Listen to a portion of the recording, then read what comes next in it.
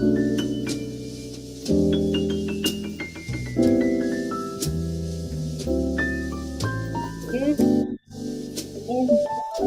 everyone. Good evening, everyone who's in the room. Good evening once again, everyone. My name is Begiwe Simelane, and I am a lecturer at the VAR University of Technology. I just want to welcome you to the last day of our online masterclass series. And I just realized that I did not turn my video on. Okay, so this is Begiwe Simelane from VUT. Welcome to the last day of our online masterclass series. And what journey it has been. Over the past few days, we've explored shifting dynamics of retail, the impact of digital transformation, and the evolving behavior of today's customer. And as we wrap up this impactful series, today's focus is all on the critical role of technology and supply chain innovation in shaping the future of retail. It is my pleasure to introduce today's speaker, who is Mr. Charles Coetzee, who joins us all the way from Cape Town. Mr. Charles brings with him over 25 years of experience in technology and supply chain industries, with expertise spanning retail, manufacturing, and wholesale sectors. He is currently serving as the country manager at Relic Solutions, which is a global leader in supply chain and retail planning technologies. Known for his powerful communication and facilitation skills, Mr. Charles is a master at bridging the gap between technology and business objectives, helping customers unlock smarter and more efficient ways of working. He also has a strong academic connection, having been a guest lecturer at the Honors Supply Chain program at the University of Johannesburg from the year 2000 to 2011, before spending 2 years overseas expanding his global perspectives. Now, Mr. Coetzee is passionate about leveraging technology to solve complex end-to-end supply chain planning challenges, and we are privileged to have him here today to close out our series with such relevant insights. Please help me to welcome Mr. Charles Coetzee. Thank you, Bekiwe. Much appreciated. It's an honor for me to be here. So I see we're already at 5:05, so I'll get going. Maybe if I can just ask by way of checking, am I sharing my screen yet? I do not think so, but let me try again. So if somebody can just let me know if you can see my screen. Yes, we do, sir. Okay, brilliant. Yeah, so thank you very much for that introduction, and you're using the words master is quite something, right? But I think I'm going to aim for the next sort of 15 minutes to just speak a bit about my experience in retail technologies and a bigger focus, I guess, on the effect that it's had, or maybe why it's taken such a good effect in the recent years and become very relevant in the retail space, right? So we're going to focus on a bit about optimizing retail and supply chain. And the way I thought of structuring this for the session is really along 4 points specifically. One is, I think, if you speak about any shape or form of technology, it's important to explain why it's relevant. So we'll talk a little bit about what we're seeing out in the marketplace and how retail is evolving. And then talk a bit about what the best are doing in addressing those changes and that evolution. I think what is then quite important is maybe just spend a few minutes on artificial intelligence and how that is shaping what is happening out in the planning space, and what that looks like in a retail environment. And then the proof points would be really a couple of examples where what we're going to talk about from a planning and supply chain optimization perspective as well as AI is being utilized today already by a set of customers. So if we start, I think it would be remiss of me not to take the opportunity just to tell you why I believe I can speak to you about this today. I represent a business called RELX, and I'm literally just going to take 2 minutes to tell you a little bit about us. We are a global business. We've got offices in over 20 countries. We're just shy of 2,000 people now, and we've got north of 500 customers globally. And about 60% of that customer base is all retailers. Our solutions are really focused on planning only and not so much on execution. So we have a strong install base. On top of that, we are also well recognized. If you follow analysts like Gartner or Forrester, we are deemed a leader in the Forrester Wave when it comes to retail planning, and specifically around the area of forecasting and replenishment, pricing and promotion, and space and assortment. So all the relevant areas that has to deal with retail. And just a sort of slice of our customers, you'll see a lot of names here which may be familiar or may not be. In South Africa, the likes of Boxer uses us for their replenishment processes, as well as for their demand management or forecasting. But these are just some global businesses that also utilize us. This is just a subset of the 500, but as mentioned, a big part of them, excuse me, is in the retail space. More specifically, grocery retail, but also now lately in more wholesale apparel and the like, as well as DIY and all the other various sectors within retail. Why are people investing money in solutions? I think it's important to understand that, and maybe you've covered a lot of that already over the last couple of sessions. And unfortunately, I was traveling. I couldn't listen into some of the sessions, but I took a bit of time and I stood still at some of the content that I think is relevant to the students here. They sent me a bit of, I think, some of the content that you cover. And in there, it was quite interesting to see that you are covering a lot of these retail changes. I've done this for a long time, but over the last, I would say, eight years or so, there's been a major change in retail, right? And I think there was a lot of disruptive trends that is shaping the industry today.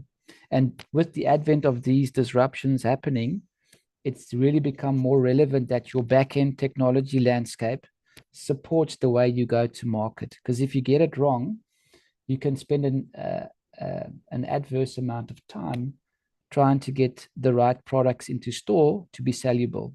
Because if you don't have the right products in store or available to pick for your convenience environment or for your delivery environment, you can't make any money, right? So it's become hellishly important that you have support in the form of technology to help you to navigate through this changes in industry. And what we're seeing, especially in the retail industry, is the advent of a couple of transformational events that is driving market changes, right? And I'm sure you've spoken at length about these things in your courses, and for those who are already working or experiencing the same things. If we look at just 5 specific areas around, disruptions, how we go to market, if you look at omnichannel and convenience, and then if you look at consumers are way more focused on localization, right? What I mean by that is they don't want a standard product that's the same for everybody anymore. They've become way more demanding in how they want to experience not only the buying of the product, but the whole experience of being either in a retail store or placing an order with you online. And then coupled with all of those things, sustainability has become front of mind. There's a lot more focus and a lot more scrutiny on how you treat the environment. And all of these things are ensuring that there's this rapid transformation in retail that needs to not be forgotten. And I think if we unpack that a little bit, it's becoming very complex to balance a lot of things in the retail supply chain. If you look at the one hand, you've got customer demand, and these demands are coupled with lifestyle, with loyalty programs, the younger generation, a lot with instant gratification. And they want the experience to be frictionless. If I look at my online store, if I'm in store, if I use one of the delivery partners, I've got to get the succinct same experience that I get when I'm potentially in each of those areas of experience with a specific retailer. On the supply chain side, there's massive challenges. There's long lead times, right? There's limited supply many times. Think of a technology provider like Apple. You know, when a new iPhone hits South Africa, there's only so many going around. How does a core group or somebody find the best way to allocate that product where they will make most margin and where it will sell best, right? Labor shortages, and then obviously logistics costs. So finding a real good balance in managing this complexity is becoming more challenging on a day-to-day basis. Now, if we think of a couple of things that's happening around what we've just experienced, the global disruption, if we look at the last 5 years, and we just thought with COVID as an example, right after COVID, there was a ship stuck in the Suez Canal. Right after that, almost at the same time, we experienced Brexit in a European setup. And we can go on and name them, like in the last 6 months, tariffs. And those things will just continue to happen. So just a small stat, right? If we think of the average days in port for product at the moment, it's about 17 days. That's about double the level it was globally compared to September 2021, right? So there's definitely become unprecedented changes in consumer behavior that retailers are struggling with. There's massive lead times that now needs to be really well managed and considered.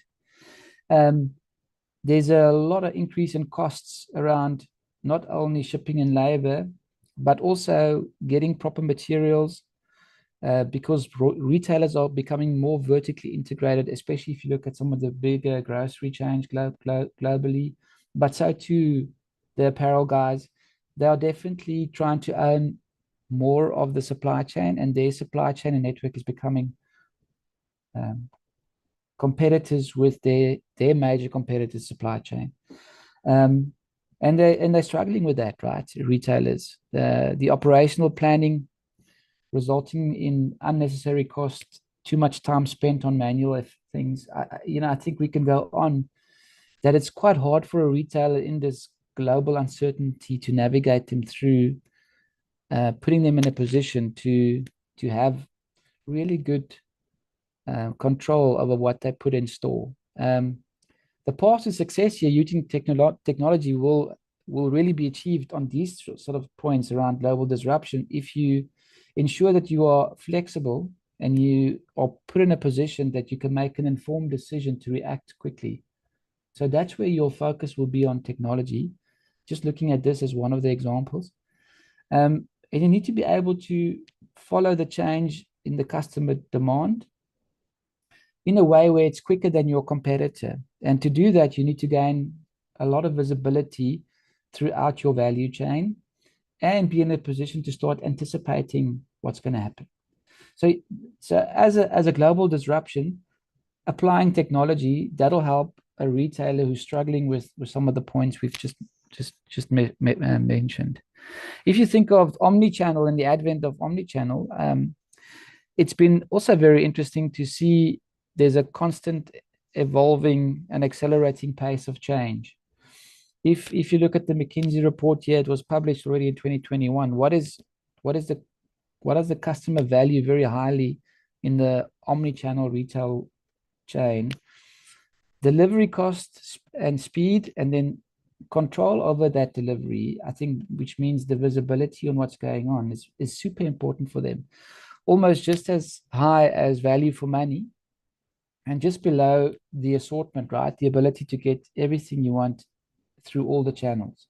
Again, the retailers are struggling with that, offering multiple buying options, pressures to offer flexible delivery options, increase profitability, improve operational costs. And to help them, they need to start leveraging technology in a way that supports innovation, so they can go to market in different ways. And again, have the ability to adapt quickly. I think you'll hear me speak a lot about that, and that's what technology helps you to do, is to be in a position to react better to challenges, because challenges will always be there. If we then take a little convenience, when I looked through some of the content that the students are going through, they spoke about quick commerce and the like. And I think, that is a massive expanding market. We think that will be over $500 billion globally by 2030, and it will continue. If you just look at what COVID did, some unicorn companies like Flink and Gorillas and Getir, they popped up overnight and they became massive businesses. And 5 years later, they've just been consumed by conglomerates and it's almost disappeared. But convenience is definitely a way of the future. Seeing people delivering in Europe in certain cities on bicycles, here with 60/60, we will continually see that, I think, as just being reworked and represented, and services becoming actually more important as we go along. If you look at the sort of first generation of commerce, it was everything self-service, all products was available. You typically got on your car and you went to a superstore. If we talk about second generation, and that we mean e-commerce, that's typically where we find still a Takealot, delivery days, 2 to 3 days. There's this main set of products available, not the assortment you'll get in a store or a mega store. The delivery method was typically trucks to delivery points, in some cases vans, and they typically have mega warehouses. This is where the Amazon's birth of the world, right? And they grew exceptionally. But where we're seeing everything heading now is this quick commerce, where there's delivery slots of less than an hour. We've got customers today who will forecast at a 15-minute interval and replenish that way as well. You can buy your sushi, getting it delivered in London by a guy on a bicycle, right? And if he misses a 30-minute window, you don't pay for that service. So we are definitely seeing that this speed concept is really starting to matter. And in South Africa, the best example, as we all know, is probably 60/60. If they miss their window, you don't pay for that. You don't pay that delivery charge. So, but it's difficult for retailers to meet that high customer expectation and to quickly build and scale that fulfillment network. And then in doing so, achieving that operational efficiency and cost structures that's needed. It's difficult, right? Think of in the last, I would say, 4 years, it's unprecedented how many stores Checkers and Shoprite will open, especially in the Checkers format. Now, obviously, it's part of a rework for them in market attacking some of the competitors, but it's really unprecedented, the amount of stores opening. You can drive in certain cities in the Western Cape, and you'll find 4 or 5 Checkers in the same street, right? Which is quite unheard of, but it is to support this quick commerce philosophy where there's a lot of money in there. So again, adaptability, quick time to response from a technology perspective, and be able to experiment and innovate. If your technology provider is not going to give you that, you'll be left behind very quickly. If we look of localization, I might just breeze through this one. Again, I think we're familiar with this. It's the fact that the consumer and the customer wants to feel like he's unique. He wants you to understand that there's diversity in the way they buy, not only in the communities, but also in their lifestyle, their values. And I want to see that resonate through. Again, that places a lot of struggles on retailers to be able to forecast at a very granular level, store location, day level, to understand demand, bring in factors like weather, bring in influencing factors like events, all sorts of things that needs to be promulgated into how you generate forecasts today. And then obviously the ability to leverage local insights, in-store expertise, and tailor them to your customer needs is very difficult, right? If you're a brick and mortar and switching into not only quick commerce, but also of finding a niche on how to provide or be unique in how you go to market with your product. And again, I'm harping on Checkers. They've been really well in how they've, even their Checkers stores, how they've set them up to cater for different customer lifestyles and values. They've done a really good job at that. And then there's this pressure to operate sustainable. What systems do here is really just give you the visibility to understand, what is the metrics that you need to track to ensure that you stay within the parameters set now by legislation in many cases in different countries around the world. So it's complex, right? Doing this in a traditional way, I think, will be extremely difficult. And that's why there's relevance to technology. If we think about it, I want to just throw up a slide here. If you go and look at some fiscal figures from back in 2021, if you look at the top retailers back in 2006 in billion revenue, Walmart is still there, just purely because of their unbelievable size. I mean, their revenue is higher than GDPs of certain countries, which is just unheard of, but it's phenomenal. But look at a couple of businesses here that was nowhere in 2006, but all of a sudden they are right here in your face. Amazon. So that's in 15 years, right? They've come from nowhere and they are now number 2 as top retailer. You'll see really big brands like Tesco, Metro, Sears, they're starting to struggle. They've disappeared off this list. And it's really got to do with this market pressures, changes, and complexities, and that the way the consumer wants to interact with retailers. So if you want to have this way of being successful in a world that's full of constant change, yes, this is probably not rocket science. You have to become customer centric. You have to drive your efficiencies upwards, and you have to be adaptable for resilience. And in my opinion, and again, it's my humble opinion, it's what I do on a daily basis, it will be very difficult to do that without the support of technology.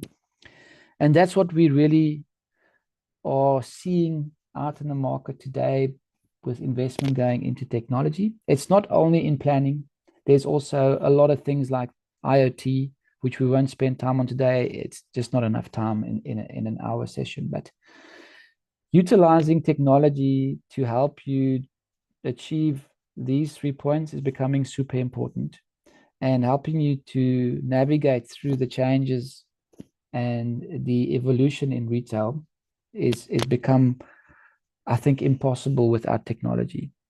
So the fact is that things will evolve, there will be changes.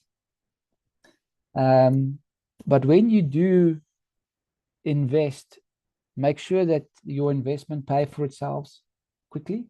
And if you choose correctly, and for those of you who are in the workplace or entering the workplace soon, you have to support every future. And that's what technology is enabling you to do. The worst thing to do is buy a piece of solution that is cemented in or plumbed in hard, and is not able to change as you evolve through this journey of utilizing technology from a planning perspective. So that is sort of setting the scene for what we are seeing out in the market. If we move on to what we see the best are doing and how they get there, it really is driving the use of back-end technologies, planning, supply chain optimization in addressing those high-level trends that we see out in the marketplace across the retail industry.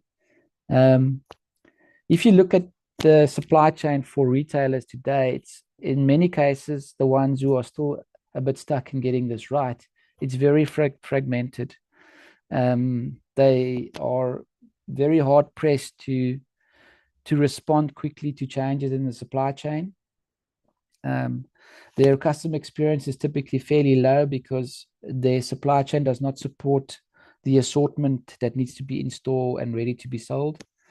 So they miss a lot of opportunities due to the lack of optimization, and the total cost of their supply chain is typically very high because there's supply chain, merchandise, and operations are all making siloed decisions.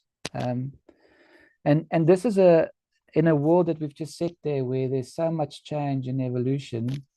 If you distill this down to a store that looks like this, which has got their own supply chain, has their own merchandising requirements and operations, from labor to the movement of product, it's very hard then to break down these silos without the ability to use technology to place you in a position for each of these departments and areas of the business to be on the same plan. And what the best are doing is they are definitely driving this unified planning capabilities. And at the heart of this is understanding demand. In other words, what is your customer after?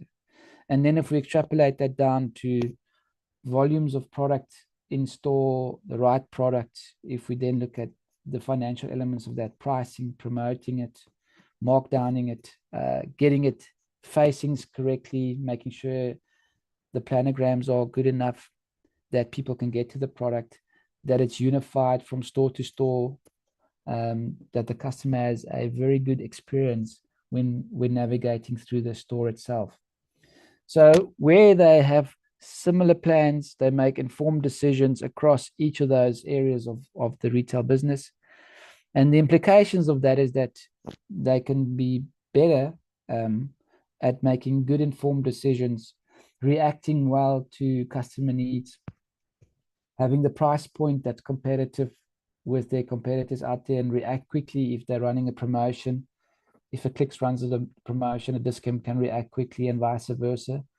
So that's what we are starting to see on a daily basis happening. The best are really driving the use of technology to have a unified plan and break down the silos when it comes to planning. Now, that is not in itself brain surgery. I mean, back in the 2000s and late 1990s, that was really already front of mind when we were looking at logistics and when we were lecturing at these things.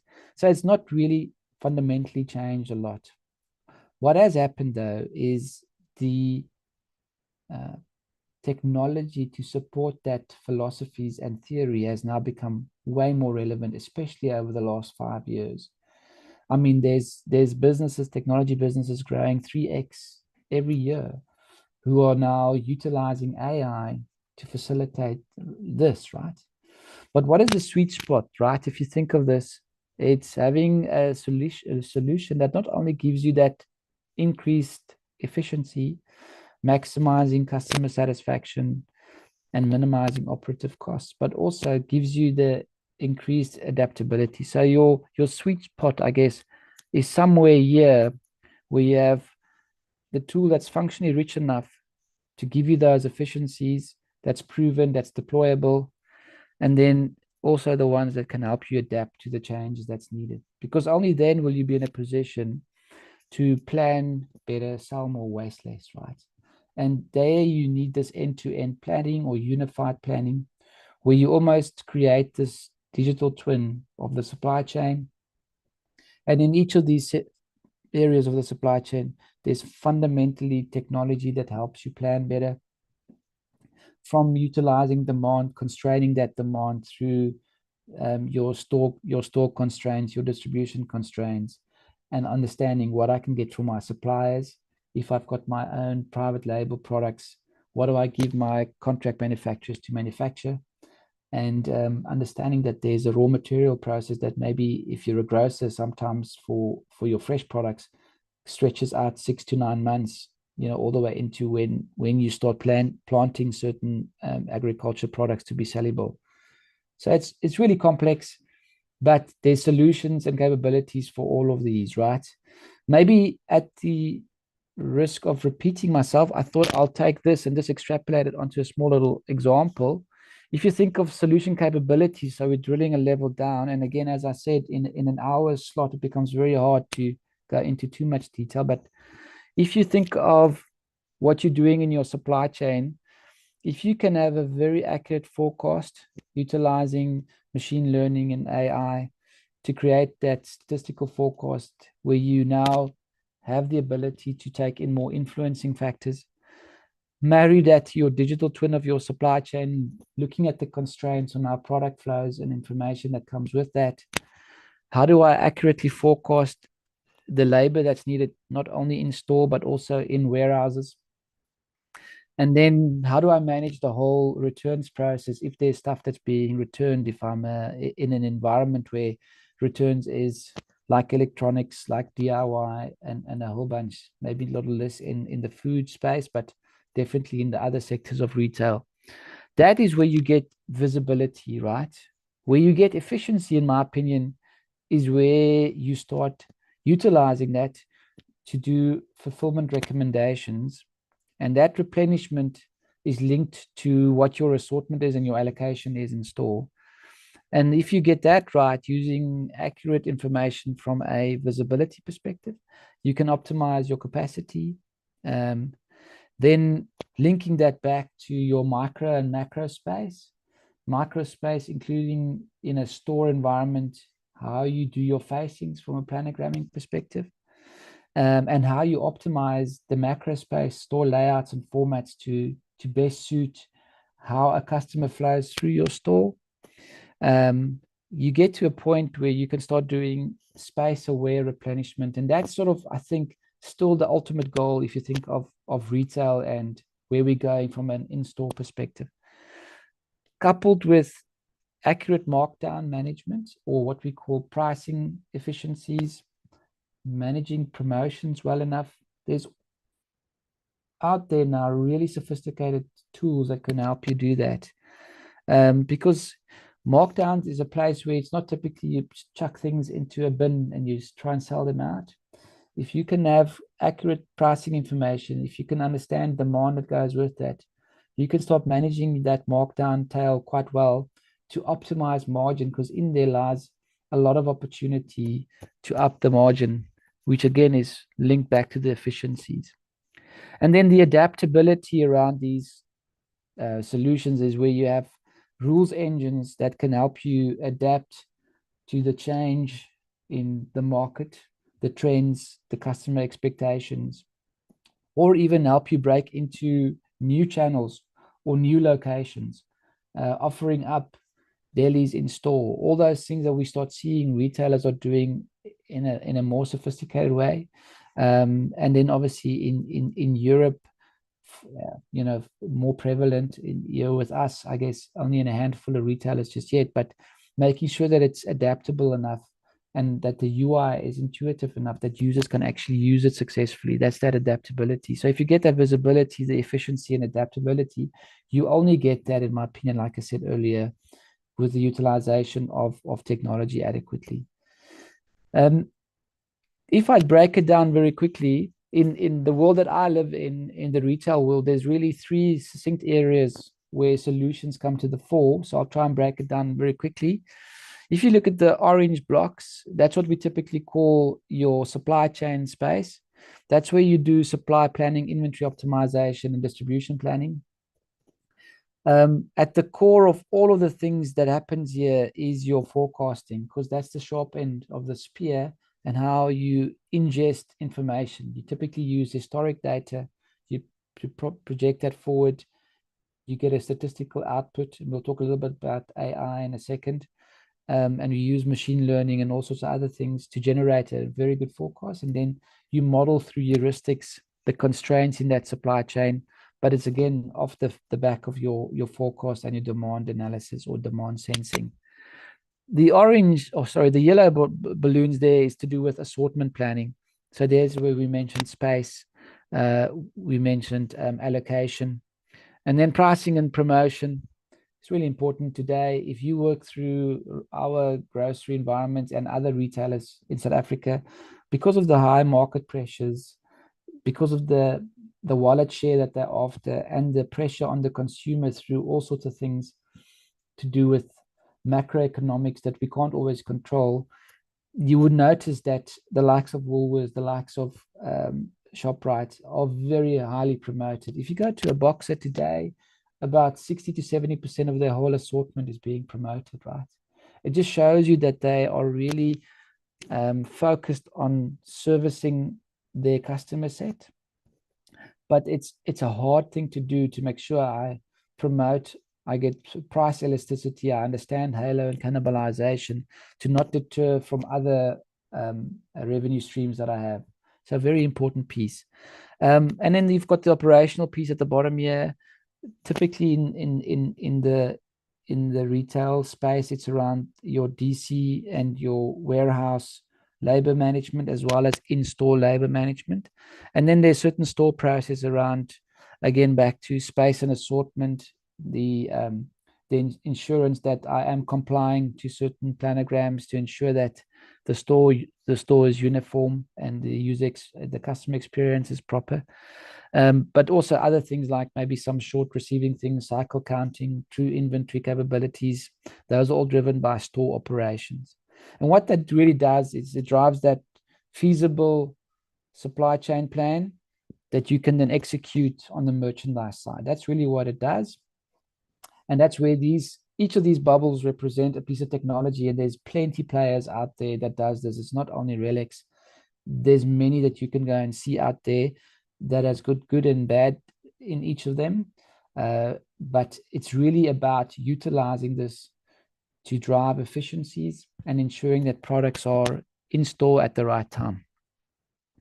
If I now take some AI components, I won't delve too much in this. It's quite a busy slide, but what AI enables you to do is, on the supply chain side, use those machine learning demand forecasting capabilities, which has been around for many, many years.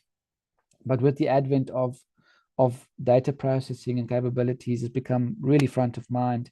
We can start doing things like data pooling, forecast, different ways of forecasting around pooled forecasts as well. You can use machine learning to adapt and pick up trends and almost adjust itself every single time it does a forecast, and only bubble up exceptions for the planners to manage. You can start doing consumer behavior modeling around first in, first out percentages, which was really hard to do 10 years ago, or even 2 or 3 years ago.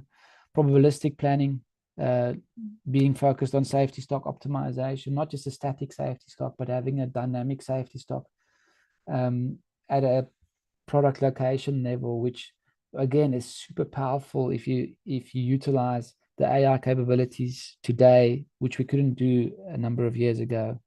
Supply planning around multi-sourcing, decision optimization, smoothing inventory flows. We call it delivery flow smoothing.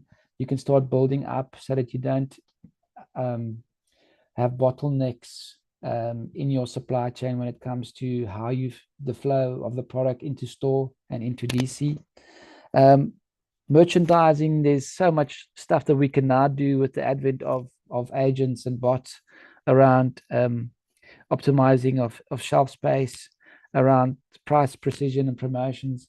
The capabilities today to manage price elasticity, run scenarios, check if a promotion has been actually beneficial. If we took an analysis today with some of our tools, we would probably start noticing that 2 out of every 3 promos is actually not viable, and you are actually losing money doing that. But you don't have visibility of it, because typically in the past, it was the promo forecast for Christmas or the promo forecast for Easter. I'll take that one from last year because it was done like that for 10 years, and I'll just add 5% to it, thinking that I'm going to make that uplift. You need to start analyzing that, and you need to use technology to do that. And that's definitely out there, the capabilities today.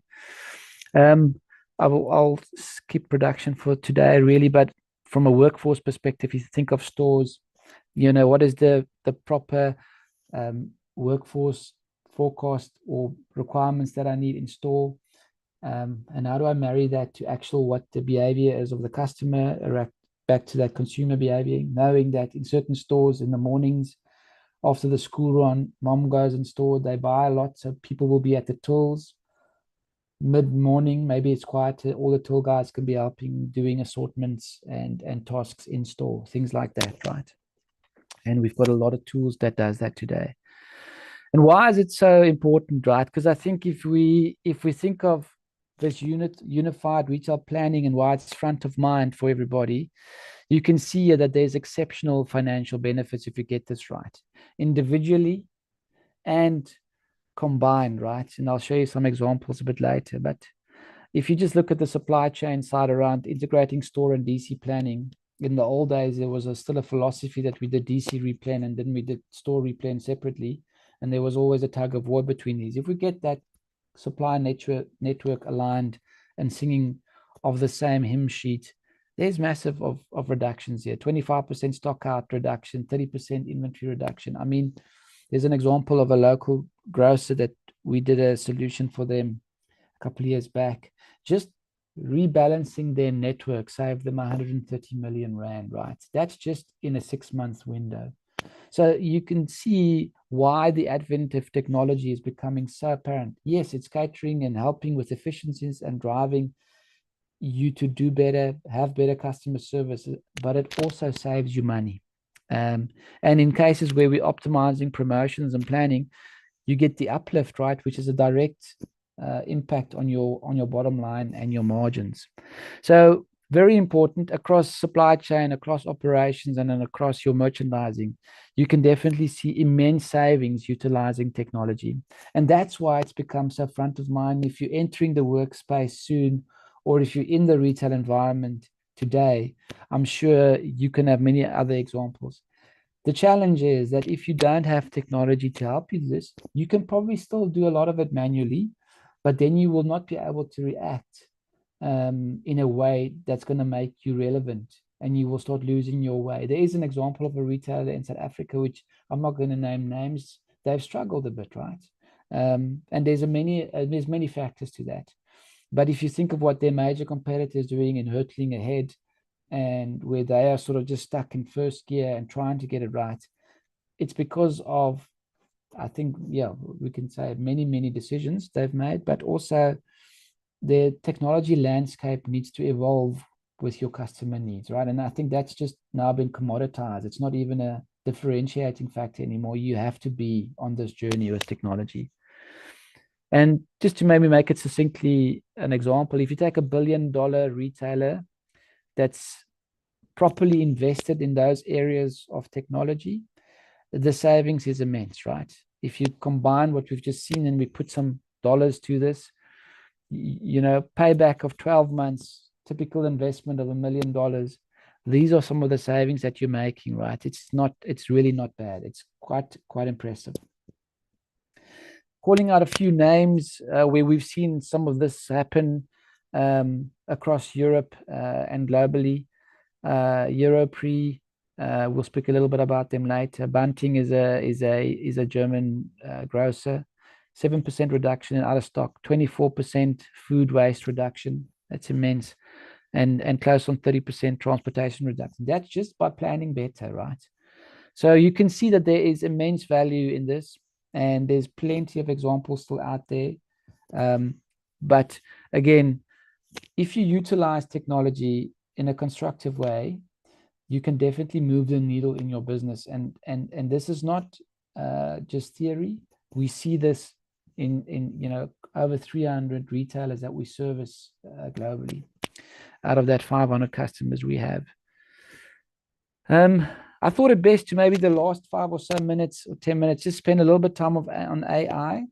I may just pause before I go in there and check, and I don't know how we do this, but is there any questions or is there no way of looking at that? If not, then I can rather push ahead and we can do questions at the end, but I'll take silence as that we're moving ahead, sort of, because I don't know if anybody else is speaking. If you look at AI, I think it's front of mind today. And if I go around the room or the chat, I am sure that we will get very different views on AI and what perceptions is today, right? I thought it best to just go and have a look at what is the eye of the prize with AI, what is the possibility, right? I mean, the numbers are staggering. If you look at McKinsey and Company in a study they did in 2023 about the economic potential of generative AI, I mean, we're not talking millions or billions anymore, we're talking trillions. And it's really those bold elements on this slide, right? automation becomes front of mind. So hours that could be automated and integrating technologies that exist today. I think the speed of that has increased 60 to 70%. If you use generative AI, the potential margin increases between 1.2 and 1.9 percentage points. That's significant, right? And in retail and consumer goods, Gen AI could generate an additional, $660 billion. I mean, those are just numbers with so many zeros, I can't fathom them. But what is the truth about this? AI will be more prevalent, and the use of it will only increase. And by the time you guys are in senior positions, and some of you already are, it will probably be also commoditized in a big way, right? What is really going to happen? I don't profess to know, but what I can tell you is that you have to distill it down a bit to make it maybe a bit palatable to understand, or this is what I typically did. When we talk of AI, let's just do a bit of basic stuff here. What you see with ChatGPT, right? That is, and some of the other ones, that's generative AI. So what that really is, it's a tool that can create text and images based on learning patterns from large language models. So typically, if you think of a ChatGPT is a good example. The ability for the AI or the generative AI model to analyze data very quickly, make sense out of it, and give you a response. That's what we term generative AI. And there's a lot of technology providers who's using that and have used that for a better part of 3 or 4 years already. Then you get things that we call specialized AI. Now, specialized AI is what's sort of termed problem-solving tools that use algorithms and machine learning to complete tasks autonomously. Now, in a way, this is the one that's been around for probably longer than generative AI.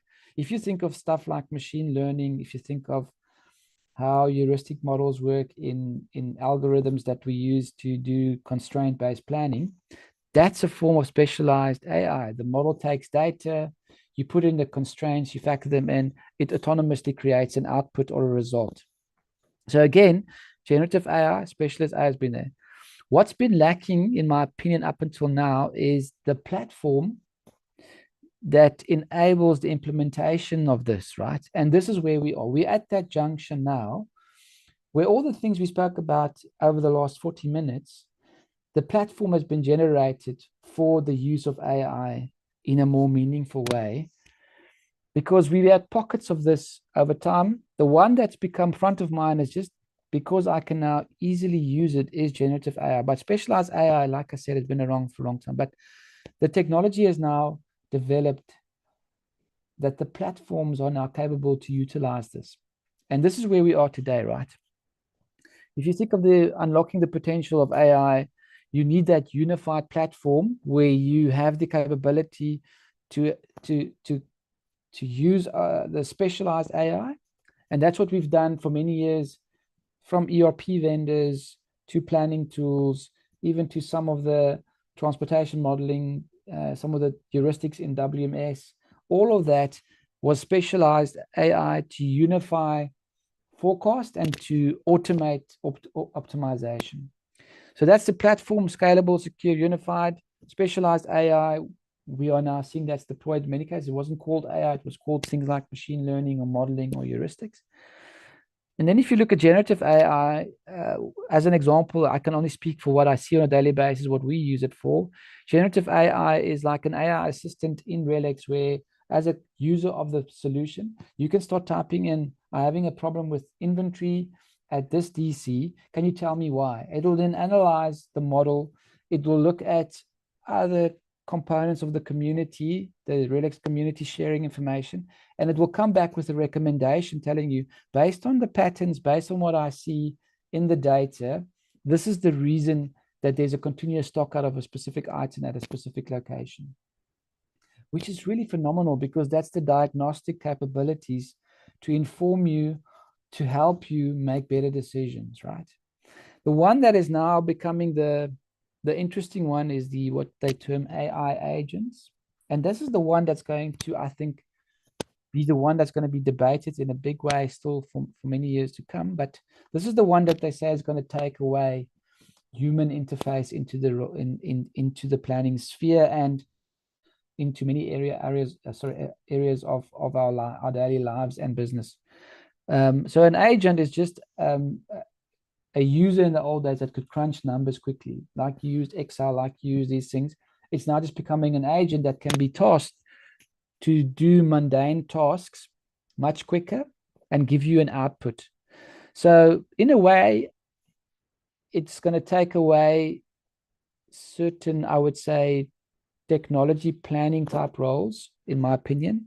But the reality is, if we say what that looks like, an AI agent is just taking a human trigger or an app's trigger or a data feed or an other agent's trigger, running a loop to achieve a goal. So planning, executing, self-reflecting, but being able to do that searching large data sets of documentation, large data retrieval capabilities. So the speed of doing that is immense, and being in a position to do these API calls and act upon them to give an output, right? That's what the agent is doing. It will still get to certain points where, oh, I don't know what to do, or it will bubble up an exception, which will then need to be reviewed and a decision which needs to make. The minute you make that decision, the bot will then store that and use that because it would have now given an output. So that's now data that's ready and usable for the next one. That's just a form of machine learning that's been around for some time. Now, what is the impact of that? It just means that everything will become more accessible more quickly. So your entire business can be aligned and be adaptive because things like demand sensing of what trends are going to do, and we can predict that trend, not only the forecast, but also the trend, where there's no code configurability, It's really a bot changing things for you. That's where we're going, right? So I know this maybe sound like some Skynet stuff out of a movie, but this is definitely where we're going, right? Seamless upgrade, and a whole bunch of things that goes with that. But what it will drive is that alignment so that you can have a unified plan and decision making across functions. So really now what we professed is going to be possible already in the year 2000s. Now we're in 2025, 25 years later, has now become really tangible and achievable. Powerful simulations can be run. If you want to make a decision, you can very quickly run and say, if I open a new DC, what is the effect going to be on my supply chain? If I source this product from a different raw material provider, I can make that decision because there was a crisis in China. I move that to Bolivia because of XYZ impact inputs, and it will give me a result at speed, right? Which again is going to make end-to-end plans more feasible and help you execute against them. The piece that is sort of up in the air is how autonomous that will be, right? And what is going to happen. In my opinion, I think it'll be a picture that looks a bit like this. If we utilize this correctly, AI, especially in the planning and back-end technology space of retail, we will create a world where we can use agents and AI bots to take away the manual grind and avoid the burnout, the disconnection between systems and reality, and almost be at a position where we are strategic to be able to make the exceptions that the bot and the technology brings up for us to make very good strategic decisions, do scenarios, and hopefully drive value into our business. And I think the good thing for me is, and I can stand here today and tell you, for those of you who don't know, there's definitely already a lot of proof points out there where AI is being used successfully in the retail planning space. So not even just across other industries, but specifically in retail. This is some of the figures here. Petco is a San Diego-based business, got about 1,500 stores, 9 warehouses. They've got various omni-channel go-to-market capabilities. They're a pet food and product supplier. They partnered with us using machine learning forecasting and pool models, and they're having some amazing results, right? improved availability of over 3%, forecast accuracy of up, above 8.5%, just improvement, reduction in the average supply chain costs. These are fundamental numbers at a business that's got over 1,500 stores. So really meaningful, utilizing a form of specialized AI, which is machine learning. If you think of Metro Oregon, they're in Catalonia, they're a grocer. Again, improved availability, reduced spoilage, reduction in average supply. This is becoming real, guys. And I think if you use it in a meaningful way and not let it control you across the piece, I think you can have a major impact in your business and your supply chain planning. Co-op Estonia is another example. They were using it more around promotion effectiveness. They've got about 330 stores, omni-channel sales of about 800 million, 25% market share, large business. Again, this is just what they've achieved in a short space of time, analyzing and optimizing promotions better. Sales uplift of close on 40%, improvement in the commercial forecasting. So again, a lot of benefits are being seen by people utilizing technology. We briefly touched on Europre previously, improving in forecasting. I mean, this is phenomenal stuff around the €1 billion business in sale out of Norway. Reduction in time spent on forecast, half the time spent, improvement in your forecast bias, up 11 percentage points, and then improvements in your promotional forecasting. So a lot of benefits are being seen, moving away from manual inputs, automating things, utilizing technology from a planning perspective. The last one I have is Kicks. They're a beauty retailer with 230 stores across Sweden.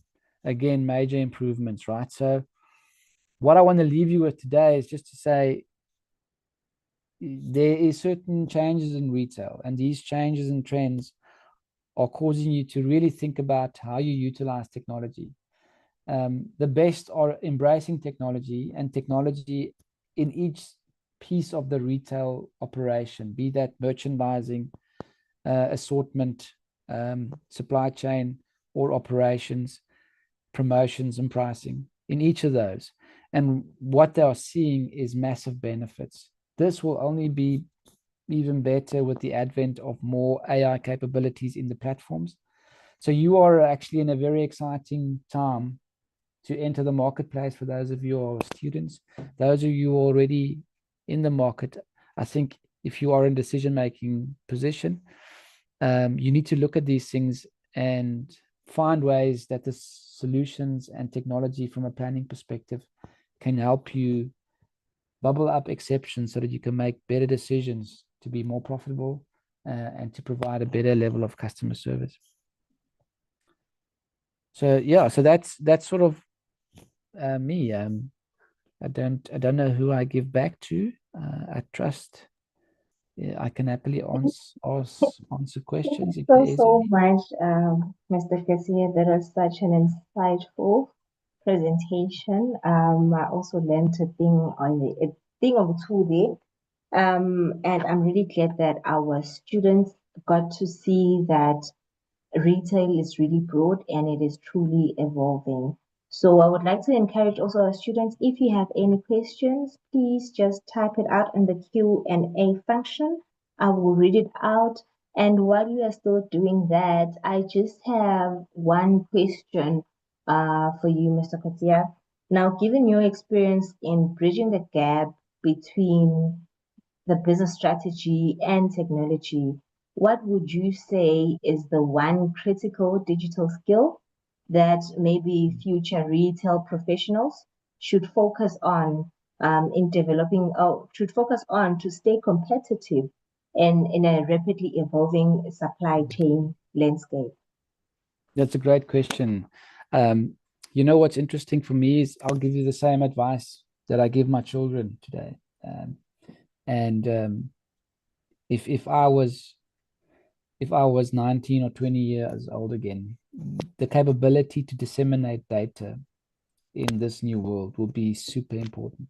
if I just take an example, when I had more hair here, right, and less here, if I drove next to the highway, the most interaction I got was 2 or 3 billboards driving from where I grew up in the East Rand to the airport. It would be a tire manufacturer typically back in those days, and maybe some guys advertising cigarettes, which is not allowed anymore, right? And something else, maybe a large format retailer. So those were the three, right? What I'm trying to say is data was coming at you at a very slow pace. In the world we live in, the amount of data that you will have at your fingertips will be immense. But data doesn't mean it constitutes information. So if you have the capability to wade through and disseminate data properly, and you have the tools to do that, and you have honed your skill on doing that, that's when you start making better decisions, because you can take the information or take the data, make it meaningful information, and base whatever you do on good, solid intel to make a good decision. I think that's a skill that if I was 18, 19, 20, I would definitely work on. My kids are teenagers, and that's what I highly promote with them as well, because it will just increase the amount of data being created and the amount of data that you have access to. It will just increase, and at a pace that I don't think we will be able to understand fully. I think that will be my take on it. Thank you so much for that. I'm sure I'm audible. Just use my headset. There are a couple of questions on the Q&A session. The first one would be, which South African companies are using AI? Are there case studies that can be shared? That's a very good question. Yes, so I mean, there's a number of vendors out there that have got reference cases with some of the local retailers. Now, as I mentioned during the session, it won't say this is an AI case study. It will say something like they are using advanced forecasting capabilities or things like that. You can definitely look at the likes of Shoprite, who's utilizing it, Boxer, who's utilizing it. You may not find specific use cases of those, but if you go to some of the planning software companies, name a few, Blue Yonder, Relix, O9, and a plan, and those, you'll probably find a number of case studies there where they will tell you what the large format retailers have done utilizing technology, and in this case, specialized AI in the form of machine learning and heuristics. I hope that helps, but that's where you'll probably find some information. Very interesting. And being mindful of time, I will just take the 2 questions that I see in the chat, and then we'll just conclude with the session. The next question from a participant is that, thank you for such a great masterclass. I would like to ask how important you think an understanding of data analytics is to retail management. No, look, I think super important, right? So again, I'm not saying each manager or each executive should be a data scientist. That's all I'm saying. I think if you've got a good handle on your business and you understand how you go to market, and you understand the nuances of your various channels, and you have access to data in any format, you can, I think, build the links between those. What solutions will give you is dashboard environments where they will actually help you to bubble up the exception, which in turn saves you time. And again, if you then take that piece of data that has now become information because the system can't really give you an informed answer, you can react quickly to that because it's based on exceptions, right? So to answer the question, I guess, in a long-winded way, I think it's important that you at least understand your business and where that data is coming from so that you can make an informed decision with the help of the exception that's being created. as you saw, there's so much change that is really unpredictable and not by any fault or manageable by us at a micro level. It's macro changes that's happening. So you almost have to be in a position where you need to really understand the essence of what you are giving or providing for a consumer or a buyer, or a customer. And with the right set of data, I think if you can just marry the two, from what am I offering, is it relevant, and is it in line with those things that we spoke about earlier? It's unique, it's localized, it's efficient, and it's good value. I think you'll get enough data signals out there to make those decisions. Okay, makes sense, perfect sense. And the last question that I will take in the interest of time is that regarding omnichannel retail, where customers value control over delivery, how can retailers enhance this, expect to improve customer satisfaction and loyalty? Yeah, look, I mean, I guess any plan is futile if you can't execute against it, right? So I think feasibility of plans is always a debate. And for me, planning and the tools that goes with it is one thing. The ability to change and grasp that information that's being given to you and execute against it, that's very hard, right? It's you're dealing with people that has to change the way that they behave in many cases. And the best plan can be awesome, but it can fall flat if you don't actually execute against it. I may be missing some of the question there, but that for me is probably the base of it. The technology around it and the use of it, I think what we've seen out in the market is people will have a good solution and they will make amazing decisions and they will be very successful and very profitable. A company next to it will have the same solution with the same outputs, same screen, same views, and they will not have a great experience and they will be less profitable. So the human piece of that is super important, and the change that goes with it and the ability to execute against it. I'm hoping I'm answering the question, because I may have lost a few of the nuances there, but that would be my take on that. Yes, definitely you did answer the questions that were there in the chat or in the Q&A session. Within the interest of time, let me take this opportunity and time to thank you so much for joining us in our online masterclass. We really, really learned a lot. It was such a great presentation. It wasn't surface level, but then you went in depth with explaining everything. So thank you so much. And to our participants, can we kindly ask you before we close that you participate in filling out our Google form. Oyintanda is going to assist me in just sharing the QR code. You can scan it on your phone, and then please just fill out that Google form. It is very, very important.